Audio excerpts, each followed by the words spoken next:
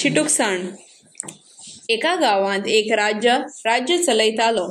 ताका चित्रां काडूंक खूब आवडटालें। तो खूब हुशार आसलो। चडसो तो दोंगरार वचून सैमाची चित्रां काडटालो। एक दीस असोच तो दोंगरार चित्र काडूंक गेलो। चित्र काडले उपरांत ताणें तें रंगयल्लें आनी उपरांत फाटीं वचून ताची तोखणाय करूंक लागलो। राजा हळू हळू फाटीं सरत रावलो आनी अशें तशें करून पळयत तो तोखणाय करीत तो देगेर पावलो। तो सकयल पडपाचोच आसलो तितल्यान प्रताप नांवाचो भुरगो थंय लांकडां एकठांय करतालो।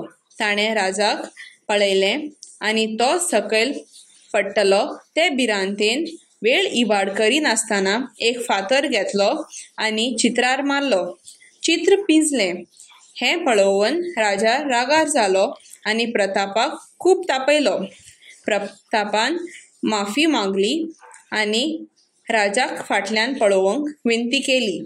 राजा फाटल्यान पळोवन भियेलो आनी आपणाचेर जीव राखलो म्हण प्रतापाक ताणें व्हड इनाम दिलो।